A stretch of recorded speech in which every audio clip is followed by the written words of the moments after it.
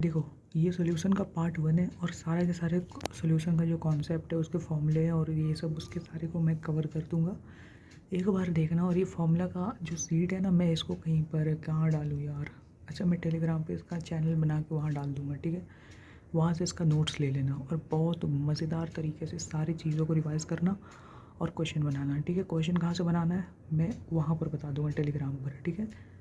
PYQ सारे 12th board के cover हो जाएंगे, ठीक है? सॉल्यूशन क्या होता है? सॉल्यूशन होता है होमोजेनस मिक्सचर होता है। क्या होता है? होमोजेनस मिक्सचर होता है। होमोजेनस मिक्सचर क्या होता है? होमोजेनस मिक्सचर वो होता है जिसका सोल्यूट मतलब चीनी और पानी को अगर तुम लोग मिला दोगे ना, तो कुछ देर बाद इतना मिलाने के बाद क्या होता है कि वो दिखता ही नहीं कि उसके अंदर चीनी है यार, जब तक उसको चख के नहीं बताओ। तो वैसे यूनिफॉर्मली डिस्ट्रीब्यूट यूनिफॉर्मली हो जाती है। यूनिफॉर्मली का स्पेलिंग गलत है, उसको कंसिडर मत करना। मैं जो बोल रहा हूँ ध्यान से सुनो। सोल्यूशन जो कंप्राइज करता है वो होता है सॉल्वेंट से और सोल्यूट से। यहाँ ये जो एरो है ना, ये बिल्कुल ये वाला एरो, इसका मतलब समझते हो ना कि ये इज़ ग्रेटर देन बी। बिल्कुल सॉल्वेंट का मात्रा सोल्यूट से काफ़ी ज़्यादा होता है। अगर कोई चीज़ का मात्रा सोल्यूट से ज़्यादा है, समझ जाना कि वो भाई सॉल्वेंट है। और सॉल्यूशन के अंदर दो ही चीज़ होता है, सॉल्वेंट और सोल्यूट। डिपेंड करता है, अगर तुम एक से ज़्यादा सोल्यूट लेते हो तो फिर वो बाइनरी सोल्यूशन नहीं कहलाएगा। बाइनरी सोल्यूशन क्या होता है? बाइनरी सोल्यूशन ये कहलाता है, देखो BS मतलब बाइनरी सोल्यूशन। एनसीईआरटी खोल के बैठो यार, करो करो, मज़ा आ जाएगा एकदम। एक सोल्यूट होता है और एक सॉल्वेंट होता है। मतलब चीनी मिलाए, चीनी हो गया सोल्यूट, और पानी के अंदर मिला दिए तो चीनी पानी, ये हो गया बाइनरी सोल्यूशन। अगर हम लोग बात करते हैं अलग, तो एक चीनी मिलाए, ठीक है, और उसके बाद नमक भी मिला दिए और उसके बाद पानी मिला दिए, तो ये हो गया तुम्हारा टर्सरी सोल्यूशन, क्योंकि इसमें 3 कंपोनेंट्स हैं, ठीक है? पहला कंपोनेंट हो गया वाटर, दूसरा हो गया चीनी, तीसरा हो गया नमक, ठीक है? देखो, थ्रू आउट द चैप्टर में ये शॉर्ट फॉर्म्स का इस्तेमाल करूँगा। एस मतलब solid, L for liquid, G for gas, E मतलब सॉल्वेंट, B मतलब सोल्यूट, और SOLN देख के भी लगता है कि वो सोल्यूशन ही लिखा हुआ है। ए मतलब समझ जाना यार, सॉल्वेंट, बी मतलब सोल्यूट, ए मतलब सॉल्वेंट, बी मतलब सोल्यूट, ए मतलब हाँ, बी मतलब हाँ। एनसीईआरटी के अंदर टेबल है एक, ठीक है? उस टेबल को मैं छोटे छोटे करके ऐसे तोड़ तोड़ कर पढ़ा देता हूँ, ठीक है? ए मतलब हाँ, बी मतलब हाँ, अरे यार, ए मतलब सॉल्वेंट, बी मतलब सोल्यूट। अब यहाँ पर सॉल्वेंट कौन है? सॉलिड है। यहाँ पर सॉल्वेंट कौन है? सॉलिड है, मतलब सॉल्यूशन जो होगा वो भी सॉलिड होगा। चीनी पानी में हम लोग सॉल्वेंट पानी लिए थे, सॉल्यूशन कैसा था? लिक्विड था ना, पानी ही था ना, दिख रहा था भाई। ऐसा थोड़ी है कि नमक भर गया था उसके अंदर। नहीं ना, पानी के अंदर चीनी मिलाते थे तो पानी ही दिखेगा ऐसे, मतलब दूर से देखेंगे तो पानी ही दिखता है, लिक्विड जैसा दिखता है। तो सॉलिड अगर हम सॉलिड मिलाएंगे तो सॉल्यूशन भी सॉलिड ही दिखेगा। सॉलिड के अंदर अगर हम लोग सॉलिड मिलाएं, सॉलिड के अंदर हम लोग अगर सॉलिड को मिलाएं, तो एग्जाम्पल इसका सोचो। हाँ, इसका एग्जाम्पल हो जाएगा एलॉय, है ना? कॉपर और गोल्ड को ऐसे मिलाकर, मतलब एलॉय होता है ना यार, ब्रास जिंक ये सबको मिला देते हैं तो टीन बन जाता है।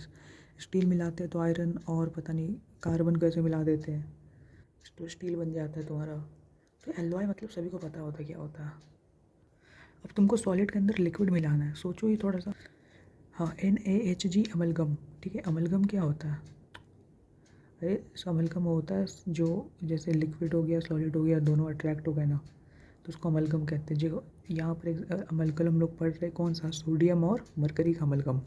बहुत फेमस है, सब जानते हैं, इसको रटना होता है। अब सॉलिड के अंदर तुमको गैस मिलाना है, उसका बड़ा फेमस एग्जांपल होता है, और ऑर्गेनिक में भी इसका काम आएगा, ठीक है? ऑर्गेनिक पढ़ोगे ना, तो ऑर्गेनिक में भी वहाँ पर काम आता है, ठीक है? एडिशन रिएक्शन वहाँ पर काम आता है, तो वहाँ पर अलग बात है। अभी यहाँ देखते हैं हाइड्रोजन इन प्लेडियम।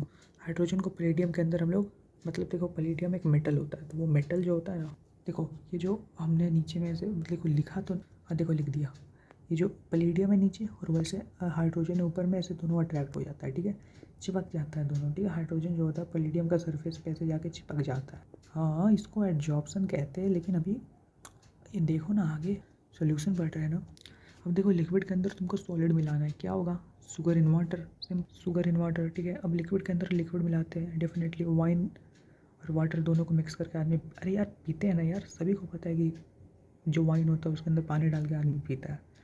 या फिर ये नहीं, तुमको देखो ये एनसीईआरटी का एग्जाम्पल है। अब अलग से अगर थोड़ा दिमाग लगाएं तो नींबू पानी बनाते हैं हम लोग, नींबू गार लो थोड़ा सा और थोड़ा सा पानी ले लो, बन गया तुम्हारा नींबू पानी। अब तुमको गैस को लिक्विड के अंदर डालना है, डेफिनेटली सारे लाइफ से सस्टेन होते हैं। कौन है वो? हाँ, सस्टेन होते हैं, ठीक है? ऑक्सीजन होता है किसके अंदर? पानी के अंदर। बहुत बढ़िया। अब देखो यहाँ पर सॉलिड जो है नीचे में मैंने लिखा है ना, ऊपर गैस है, मतलब गैस हो गया सॉल्वेंट, सल्यूट यहाँ पर सॉलिड है, क्या हो सकता है, स्मोक हो सकता है। अब देखो लिक्विड को गैस के अंदर डिसॉल्व कराना है, क्लोरोफॉर्म इन नाइट्रोजन, ठीक है, क्लोरोफॉर्म वही जिसको रुमाल में ऐसे हम लोग रुमाल के अंदर ऐसे स्प्रे कर कर हम लोग किसी को सुंघा देंगे तो बेहोश हो जाता है। क्लोरोफॉर्म इन नाइट्रोजन, क्लोरोफॉर्म कैसे होता है, CHCl3, ठीक है। अब गैस को गैस के अंदर मिक्स करना है तो डेफिनेटली एयर इसका बेस्ट एग्जाम्पल हो। नोट डाउन करो या फिर स्क्रीनशॉट लो, रुको, पट पट पट जल्दी लो जल्दी लो। देखो ये सारे कॉन्सेंट्रेशन टर्म हैं जो सामने में लिखे हुए हैं, इसके सारे फॉर्मूले को मैं नीचे लिखता हूँ, उसके पहले ये देख लो क्या क्या कॉन्सेंट्रेशन टर्म होता है, और इन सब के यूनिट्स को अच्छे तरीके से याद करना, weight by weight, weight by volume, volume by volume, ppm parts पर मिलियन, मोलैरिटी हो गया, मोलैलिटी हो गया, मोलैलिटी मोलैरिटी दोनों अलग अलग होता है, कंफ्यूज मत होना। उसके बाद नॉर्मैलिटी होता है, मैं सब बता देता हूँ अभी। पहले तो इन 3 नमूनों को देखो अच्छे से, ठीक है। वहाँ जो वेट बाय वेट का जो होता है परसेंटेज, उसको निकालते हैं हम लोग wait of solute by weight of solution into 100, बिल्कुल उसी तरीके से जैसे तुम लोग मार्क्स निकालते हो अपने एग्जाम में, जितने आए टोटल में से और उसको 100 से मल्टीप्लाई कर देते हो। हाँ अब याद आया कुछ, वहीं पर इसका यूनिट देख लेना, ठीक है। एक ग्राम में होता है, और जहाँ नीचे वॉल्यूम सॉल्यूशन मतलब वेट बाय वॉल्यूम परसेंटेज है वहाँ पर मिलीलीटर, और वॉल्यूम बाय वॉल्यूम परसेंटेज में भी मिलीलीटर होता है। अब देखो पार्ट्स पर मिलियन की बात करें तो ये होता है wait of solute by weight of solution, इसको रखना, एक सेकेंड, मैंने उसको मिलीलीटर लिख दिया था, सॉरी, काफ़ी ज़्यादा गलती हो गई। लेकिन weight of solute by weight of solution, weight है तो यार ग्राम ही में होगा ना, थोड़ा कॉमन सेंस लगाओ, इंटू 10⁶, 10⁶ को हम लोग मिलियन भी कहते हैं, ठीक है। एग्जाम्पल इसका देख लो, हार्डनेस ऑफ वाटर को मेज़र करने में हम लोग इस्तेमाल करते हैं किसका, पार्ट्स पर मिलियन, और फ्लोराइड जो होता है 1 ppm होता है किसके अंदर, टूथपेस्ट के अंदर, यार पेस्ट का स्पेलिंग गलत है, देखो सही कर दिया, ले लो यार, बनो तो स्क्रीनशॉट। मैंने सोचा यार कि मोलैरिटी को अलग से बता देते हैं यार अच्छे से, इसका फॉर्मूला देख लो, उसके बाद इसका डेफिनेशन है, पट से बता देता हूँ। मोलैरिटी होता है मोल ऑफ, तो हाँ यार वो n लिखा हुआ है लेकिन उसको कहा जाता है मोल, जिन्होंने मोल कॉन्सेप्ट नहीं पढ़ा वो यार पछता रहे होंगे अभी। Mole of solute by volume of solution, और उसको लीटर के अंदर लेना है, अगर लिखा हुआ है 100 मिलीलीटर तो उसको कन्वर्ट करो लीटर के अंदर, अरे यार 100 बोल रहा हूँ, 1000 मिलीलीटर तो उसको कन्वर्ट करो लीटर के अंदर, उसके बाद लिखना, ठीक है। कोई भी यूनिट हो उसको लीटर के अंदर कन्वर्ट करो, ठीक है। इसका यूनिट होता है मोलर, और ये टेम्परेचर डिपेंडेंट होता है, कौन, मोलैरिटी, बिल्कुल। अब इसका डेफिनेशन कह लो या फिर इसका मतलब होता है, इसका मतलब ये बहुत बार पूछा है यार ये क्वेश्चन, मोलैरिटी और मोलैरिटी का डिफरेंस और डेफिनेशन बहुत बार पूछा। Number of mole present in 1 litre of, मतलब 1 लीटर सोल्यूशन, ठीक है, 1 लीटर सोल्यूशन है अपन के पास, उसमें कितने ज़्यादा मोल हैं, उसमें कितने मोल सोल्यूट है, मतलब वो जो डॉट मैंने बनाया ना वो सोल्यूट है, मतलब 1 लीटर सोल्यूशन के अंदर कितने सोल्यूट हैं उसको कैसे निकालते हैं हम लोग, मोलैरिटी से। बहुत बढ़िया, थोड़ा सा मैंने मॉडिफाई किया और मोलैरिटी को मोलैलिटी बना दिया मैंने, ठीक है। मोलैलिटी का फॉर्मूला बिल्कुल उसके जैसा होता है, लेकिन वहाँ अंतर ये होता है कि वहाँ पर नीचे हम लोग लिखे थे क्या, देखो मोलैरिटी में हमने लिखा था NB/V सॉल्यूशन, मतलब mole of solute by volume of solution, किसके अंदर, लीटर के अंदर।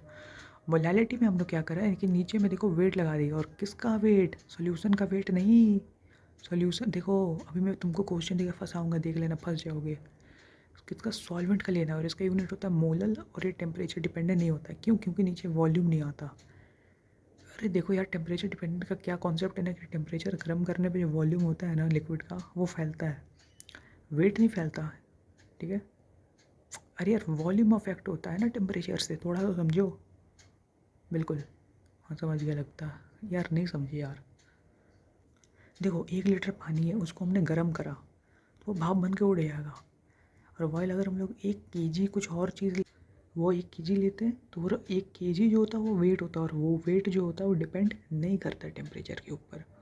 इसका डेफिनेशन क्या होता है, number of mole of solute, देखो मैंने पिछले जो मोलैरिटी पढ़ा रहा था वहाँ पर नहीं लिखा कि number of mole of solute, लेकिन वो भी यही होता है कि number of mole of solute present in 1 litre of solution, यहाँ पर है कि number of mole of solute present in 1 kg of solvent, 1 kg solvent के अंदर कितना मोल सोल्यूट है उसको हम लोग कहते हैं मोलैरिटी।